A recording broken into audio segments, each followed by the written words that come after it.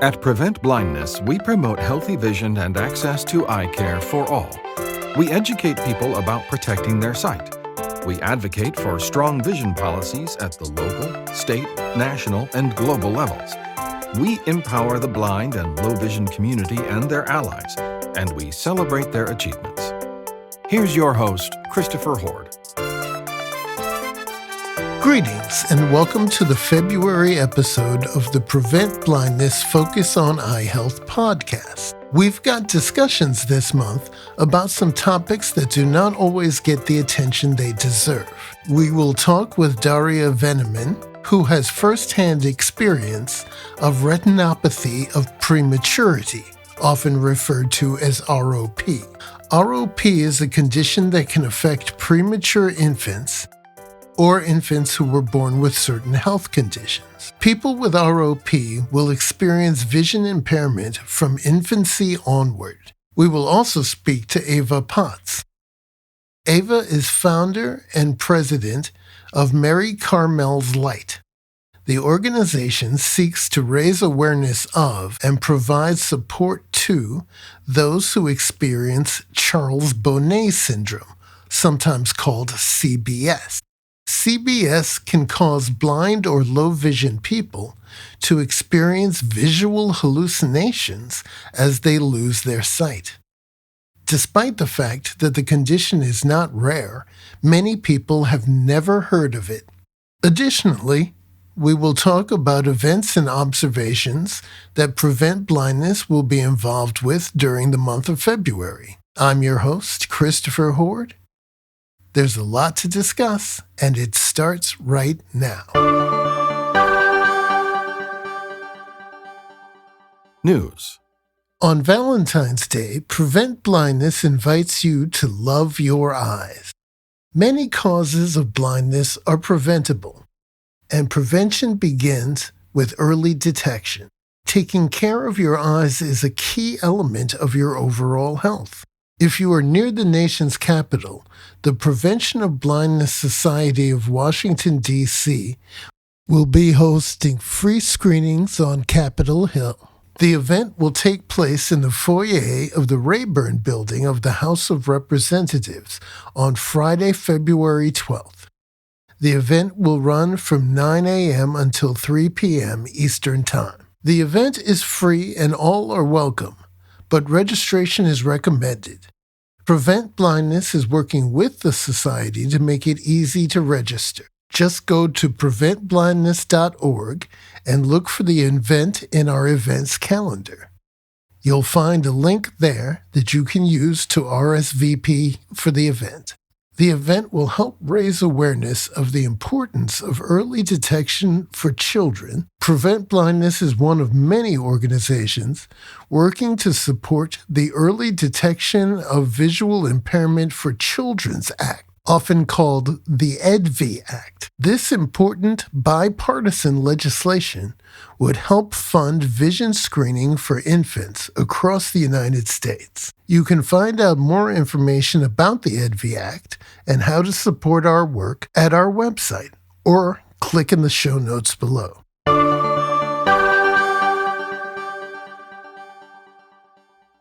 Feature presentation. Greetings. Today we'd like to welcome a guest to our program. This is Daria Veneman. Daria is a person who has experienced retinopathy of prematurity and has gone on to have a full life and is a part of our Aspect program. You may have heard us mention the Aspect program before for Prevent Blindness. So we're going to talk to her a little bit about her experiences. Welcome to the program, Daria. Thank you, Chris. Thank you for inviting me to be here. My pleasure. To start, please tell us a little bit about your journey. I know that ROP is something, obviously that people deal with from their infancy on. What kind of impacts did it have on your life? So I'm Daria Bannerman. I was born in 1989, May the 27th. I was born weighing 1 pound and 7 ounces. The doctors didn't expect me to make it, but God saw fit that I lived to tell this tale. I do have retinopathy of prematurity, and that is caused by being born at such a low weight. I think I was even born at below 31 weeks. So that's how I developed it. Had to be in an incubator. They gave me too much oxygen, and that's how my visual impairment and blindness got started with that. Just because I had to have that oxygen to breathe on my own and things like that with ROP. Okay. And so, because of this condition, I'm taking I'm guessing that you basically grew up dealing with blindness. Is that correct? Yes, I did grow up with this condition all my life and was blind since birth. So I had to learn a lot of things to help me as a blind person. So I had to learn Braille at age 6. I had to learn to use a cane. I had to learn like mobility skills that helped me as a blind person. So getting extensive training at a Hmm. school for the blind in North Carolina that I ended up attending at age 7, which helped me out a lot Yeah. because then I met people who were blind like me. They didn't have my condition, but they could identify with what I had to adapt to because they had to adapt to some similar things as well. Hmm. All right. Now, you mentioned, of course, learning Braille, going to special schools. Were there other things that contributed to your ability to just function in society? Things that were helpful to you that you would like to sort of highlight? People who are maybe newly blind and looking for help or support or systems, places that they could turn. Um, yeah, that's a good question. So I would say to people that are like newly blind or visually impaired, it's good to get with like a state rehabilitation service, like a services for the blind. I know in North Carolina they have a division of services for the blind, so that's like a good start because they can recommend programs, help you get a job, help you if you want to go to school. They probably have information on support groups. I would say like Hadley is a good one because they Hmm. have classes that can teach you independent living skills. They even have self defense training if you ever need it. I know the NFB and ACB and even AFB, those organizations could be of great support because they have people with visual impairments and blindness that have experienced what people who are newly blind will experience, and they can kind of be that sounding board. Also, the ASPEC program, I have to advocate for the ASPEC program. I've got to put them on blast in a good way because every time I've gone to the meetings throughout the program, it was like joining one big old family. It was like one big party every time. Hmm. Um, and it was a great place. Like if people were getting vulnerable and were getting emotional, everybody just conveyed support right away. Okay. And thanks for bringing that up because I know you are a member of the Aspect program. I am an alumni of the Aspect program myself a couple of years back. And for our listeners who are not familiar with Aspect, in your own words, uh, try to tell them a little bit about what the Aspect program is. So the ASPECT program is a part of Prevent Blindness, and it's a program that helps you learn to be able to speak up for yourself, to advocate for yourself through telling stories. So we do this by having like 5-minute stories that we tell in front of the group every time we meet. We get feedback on um, how well the story was and what improvements would be needed to the story. We also did improv in case you get in front of legislators and need to advocate for things that can relate to prevention of blindness for even children who may not have those services and need them. So you get a lot of training on advocating for yourself, being a storyteller, and then using that to advocate for bigger issues when you Hmm. get in front of Congress. And it's really encouraging. The aspect program is, I think the facilitators of it do a good job of encouraging people, of lessening the tension, because it isn't always easy to talk in front of people. But if you have a supportive group like them, they definitely will get you together in the storytelling arena and in the encouraging department. So, I definitely agree with you there, Daria. And in fact, for listeners who would like more information on the Aspect program, you can go to our website, preventblindness.org, and take a look there. There's a great deal of information about it and how to join in future cohorts of the Aspect program. So, Daria, may I ask, are there particular topics that you are interested in advocating on? um, I am interested in just advocating for, I guess, anything that's related to prevention of blindness if you can detect it early. Because I have ROP, and it is something that parents have to make sure they get their children checked often to see if conditions are worsening so that they could try to treat it if possible, just to make sure things are where they need to be with the condition. Because I know it has a lot to do with um, abnormal blood vessels growing on the retina, which sends you light to the brain so that you can see. And it has stages. So there's 5 stages to ROP. So the earlier the stage, like in stages 1 and 2, they can treat it if they're at those stages. I think the higher the stage, the more severe it is, which is why it's important to, if you can, get your child who may have ROP to an ophthalmologist to get checked often so that things can Hmm. be prevented if possible, and if resources are needed if it can't be prevented. Okay. All right. So I think that's very good. I think it's fair to say then you'd recommend that if parents are dealing with a situation, especially if they have a child who's premature or has other health related issues that may not be directly connected, that they should try to get their child screened if at all possible.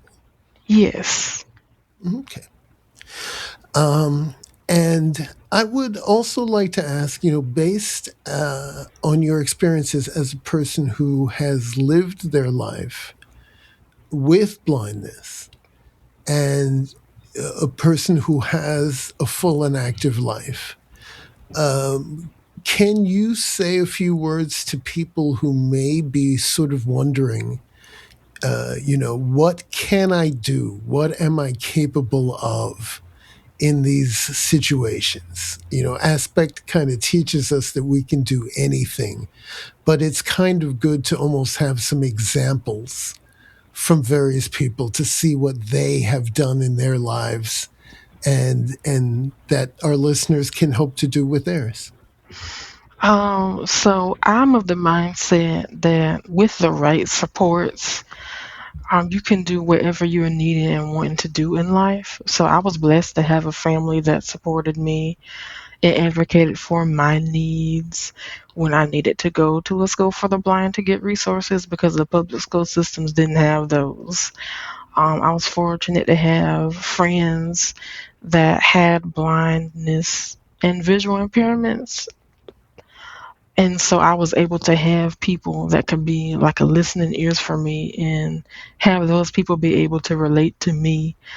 And just having people pushing me to be my best self um, whenever I needed them. So it's like when they supported me, I knew that I could do certain things like graduate from high school and go to college and get 2 degrees and then get into the workforce, um, doing various jobs. Like now I work as a customer service rep full time, and then I'm a part time clinical social worker where I help people get some therapy for services that they need, do clinical assessments, and recently started working with youth that are dealing with substance use. So I would just say if it wasn't for the support system and my belief in God, it would have been a lot more challenging to do those things. But I believe that whatever you're wanting to do, as long as you have that belief in yourself and you have a good support system behind you, you can do the things that you're wanting to do. There are going to be some challenges. Sometimes I second guessed myself if I could do these things, if I fit into these spaces. But with my own advocacy work through speaking to college students about people with disabilities navigating college and being able to do things we do with the assistive tech that we use and things like that, it's like one step closer for everyone knowing that we do have a space and we do belong, and whatever we want to achieve in life, we can do that. Perfect. So yeah, I think for our listeners, the message is to be positive, and for those who are allies to be supportive. Daria, is there anything else that you would like to share with us? Any message you'd like to give to the listeners in general or to the blind and low vision community based on your experiences? I would say the biggest takeaway is just to have a good support system. Never give up on what you're wanting to do. There's always a way that is possible, even if we don't know it, which is why I stress so much about having a good support system. Turn into these state agencies, turn into support groups like the Aspect program, so that you can get in touch with people who relate to you, who maybe they have solutions that you don't have yet. Just because it's not possible doesn't mean there isn't like a solution for it. And you don't have to do this alone. There are other people that are going through maybe struggles at times. How am I going to be able to go to school? How will I talk to professors about the accommodations I need, and to employers about what my skills are and how I can do the job? But if you talk to other people and you reach out to them, that can be possible, even if sometimes it is scary. You can even say that too. You never, being fearful is nothing to be ashamed of. Yeah. All right, that's fantastic, Daria. I would like to thank you very much for coming on the podcast, and I believe your story will probably be really valuable to our listeners. Thank you so much for letting me tell my story. It was really fun to do.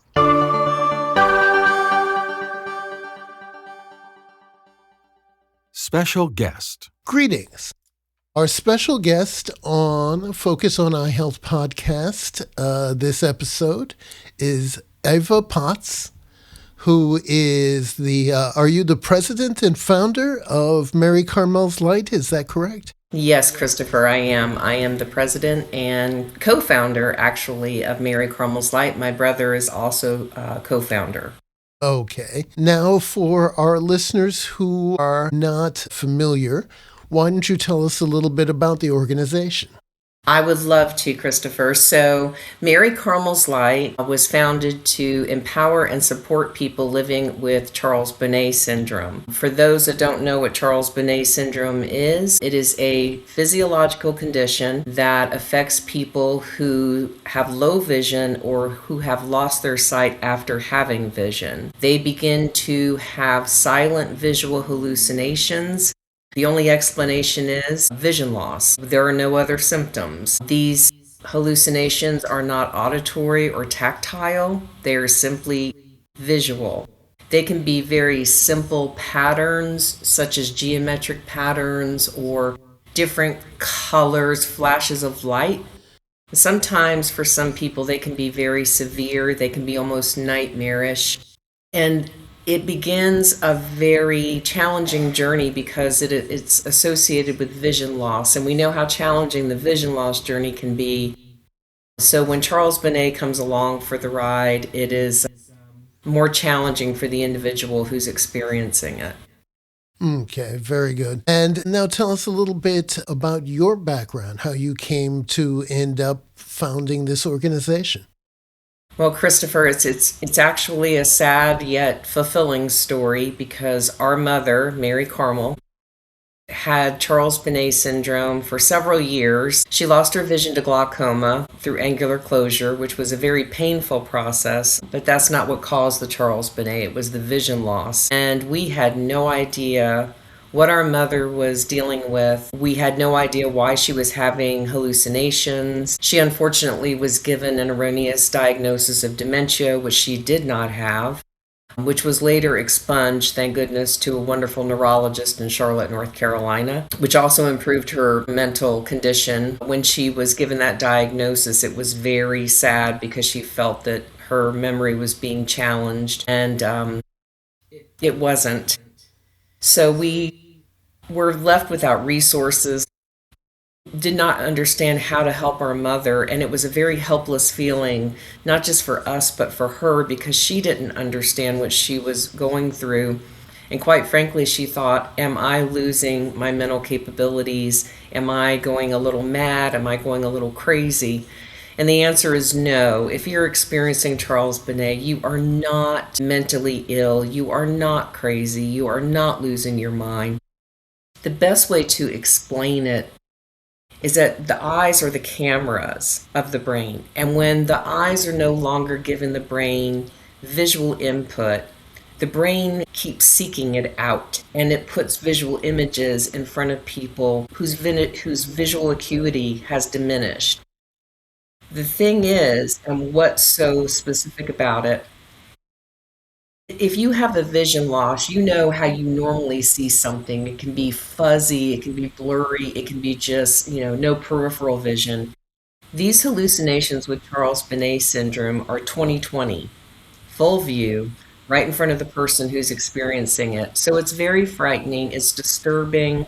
There are many people who are able to cope with it and who are able to understand that these are not real, that they cannot hurt you, that it is your brain compensating for the lack of visual input.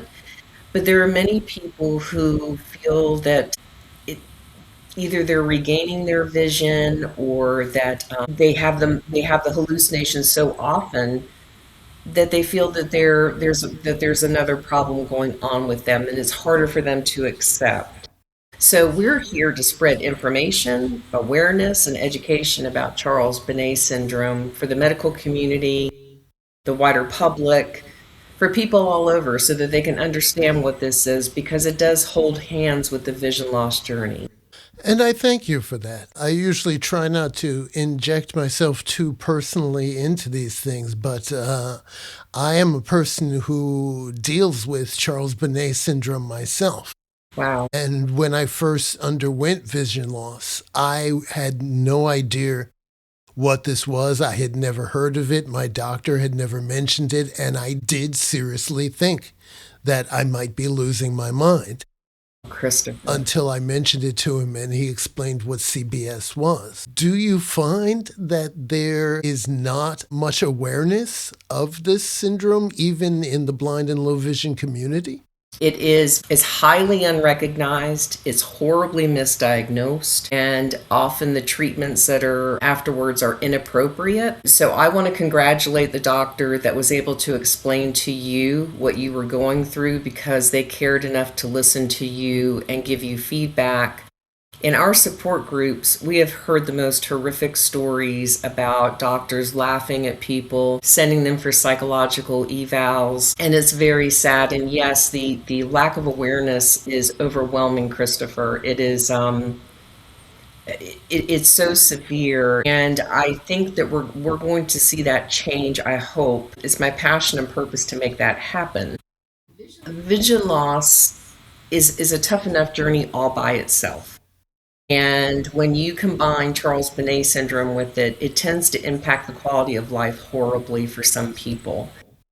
And what a lot of people don't understand is they think, oh, this is a syndrome. And what a lot of doctors think is, oh, this affects only the 55 and older crowd. And that is a misconception. This affects children, adolescents, adults. Charles Bonnet syndrome doesn't care how old you are. It does not care what ethnic background you come from. It does not care what socioeconomic status you come from. It doesn't care what gender you are. If you have eyes, Charles Bonnet syndrome can affect you. And let me give you a staggering statistic. Based on the research in the UK, which is the only country that is actively, well, Australia does some research, but the UK is really on it. They are researching Charles Bonnet syndrome. God bless Judith Potts and Dr. Fitch and Dr. Lee Jones. I got to give a shout out to them because they are trailblazers. Based on their research, Christopher, 1 out of every 3 people with low vision or who have lost their sight after having vision will experience Charles Bonnet syndrome. One out Wow. of three. That's 30% of the population, and they're at the latest statistics that we could find. We're talking about 7 million people in the U.S. 30% of 7 million. Okay, that's a big number, and that doesn't even touch the undocumented, the people that we may not know about because they don't have insurance, so those statistics are not being accumulated. We don't know about people that are impoverished, that are not able to reach a doctor. So we're talking about just the number of people that report vision loss. And we know that a lot of people ignore their vision. So this comes on very suddenly. You know, Christopher, you experienced it. It comes on right away or as your visual acuity begins to decline. So some people, let's say you've lost a lot of your visual acuity. Let's say glaucoma. I'll use my mom as an example. She always had challenges with her vision from the time she was a toddler. So we truly think she probably had Charles Bonnet her entire life. She was wearing Coke bottle glasses time she was a toddler. And so she would say things here and there as we were growing up, like, do you see that cat over there? And we would look and go, well, no, Mom, I'm not seeing a cat. She goes, oh, it must just be my eyes playing tricks on me. And as we thought about it and we remembered her saying all that, we were like, well, Mom may have had this for a long time. And then when it was getting worse, it was because her visual acuity was dropping. So the CBS became exacerbated. There are many things that can increase Charles Bonnet's intensity: isolation, fevers, UTIs, change in visual acuity. And so it's a very vast subject, Christopher, and I've done presentations where I've had an hour to present and never been able to cover everything that everybody needs to know about it because it's hard to combine it all into one session because it's a very vast topic. But let me tell you something. I don't know if you know this. You might, since you have lived with Charles Bonnet. It's a 300-year-old diagnosis. Yes. 300 years old. Come on, give me a break. The Yeah, I medical was amazed I had never heard of it before. Well, and most people haven't because it does not have a billing code. That is what we really need. We need a billing code for doctors and ophthalmologists and neurologists and neuro-ophthalmologists that reads Charles Bonnet syndrome, not visual release phenomenon, because that leaves things open to interpretation, which leaves interpretation of medication administration. So let's say you go to a doctor and they give you that diagnosis and they say, well, let me give you Seroquel, let me give you Klonopin. None of it. We've heard every single medication that's been given to somebody with CBS and it never rectifies the problem. As a matter of fact, sometimes it does more damage. It increases fall risk. It does damage to the brain that doesn't need to be done. All right. Now I'm going to actually change sort of the order I was thinking of asking things. You mentioned, what a big subject it is and how much information there is to get out to people. So let me go ahead right now and ask you, for any people who are listening who feel that they may be dealing with Charles Bonnet syndrome, or that if they know somebody who may be going through this, what are the best ways for them to find out more about your organization, to find out more about CBS? What are some good ways to sort of contact you or follow up? That's a great question, and I'm so happy to let you know that right now, as far as we know, and I check pretty much every day, we are the only nonprofit in the U.S. addressing Charles Bonnet syndrome. I wish there were more because we need help. You can go to marycarmelslight.com and fill out the contact page, and we will send you information such as a letter to doctors that you can take to all your healthcare professionals, signed by Dr. Gary Cusick, who is our information and education specialist. You can take that letter to any healthcare professional explaining what you are living with and what you're dealing with. We have an information packet that talks about Charles Bonnet syndrome, some coping mechanisms that can help you learn how to make the hallucinations disappear. They work for some work for others, and some develop their own techniques. And then we also have a brochure that you can look over and hand out to anybody in your family. And that's really important too, Christopher, because not only should people with Charles Bonnet syndrome, but their families and their caregivers should go to Mary Carmel's Light and check out the information. We have a lot of links to resources that they can go to, journal articles. A very important podcast is done by one of our ambassadors, Shimon Foy. He does the Charles Bonnet Syndrome podcast, which I believe is 56 episodes deep. And it is full of wonderful information. People who live with it, people who care for people who live with Charles Bonnet, doctors, neurologists, neuro-ophthalmologists. I've been on a couple of the episodes myself. It's a great resource for people to learn about what Charles Bonnet syndrome is. And Shimon has done a great job of making sure it's in a chronological order to understand. So when you start with the first one, it carries you through a series of, what is this?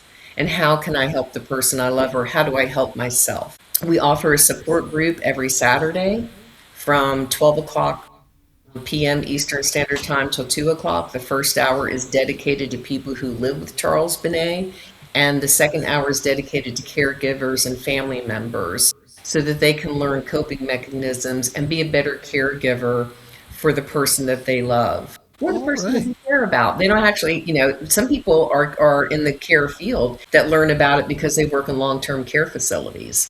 So it's a good resource. Okay, very good. So I think that information is probably going to be end up useful to many of our listeners. Outside of that, I think the main thing is just if you had a message overall to deliver to either the overall blind and low vision community, or especially to people who may be dealing with some of these issues right now, what would you say? I would say do not lose hope. You're not crazy. You are not mentally ill. You have Charles Bonnet syndrome. I recommend you go to your doctor with a letter off of our website explaining what you have. Go through all the assessments to rule anything else out that might be going on, because in the words of our fearless leader, Judith Potts, two things can be true at once. You can have Charles Bonnet syndrome and have another diagnosis. Let's eliminate all those other diagnoses. There are assessments out there. You have to be your own advocate. You have to ask for those assessments, get them out of the way, and then Charles Bonnet should be what's left.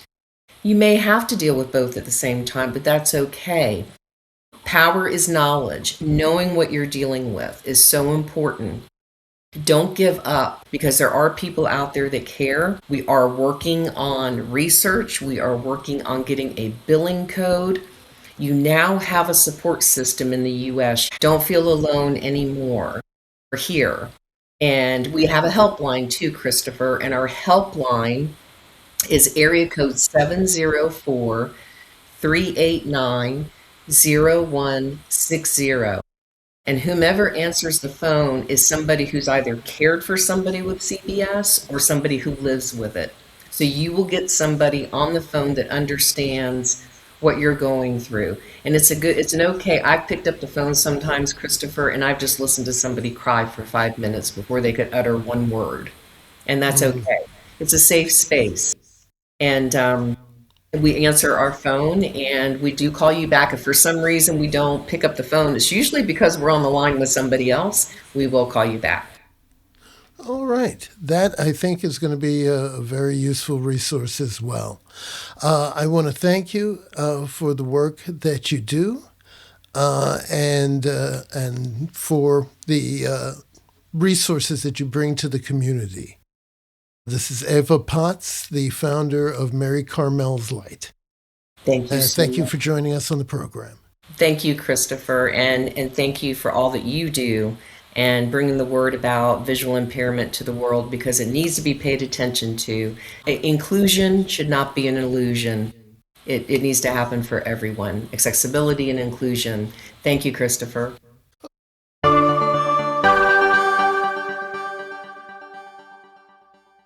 Announcements. Prevent Blindness provides information to help you learn about macular degeneration. Just a reminder, Prevent Blindness is observing February as Age-Related Macular Degeneration Awareness Month. We discussed the topic a little bit in our January episode, when we followed up on Geographic Atrophy Awareness Week, which took place in December. However, age-related macular degeneration is such a major topic that it deserves a focus all its own. According to a recent study by the Centers for Disease Control and Prevention, nearly 20 million Americans suffer from AMD. That's almost 13% of the U.S. population aged 40 and up. Among the population aged 85 and up, the percentage of people experiencing AMD climbs to almost half. AMD is a leading cause of vision loss. However, learning about AMD can make dealing with the condition much easier. Low vision aids can help you make the most out of your remaining vision. Information on AMD, warning signs, and treatments are available at our website. To find out more information about AMD and other related conditions, please visit our website at preventblindness.org or click the link in our show notes. This year's AMD and Low Vision Month is supported by our gold sponsor, EyePoint Incorporated. It started with an eye exam. Prevent Blindness has launched a new campaign called It Started with an Eye Exam.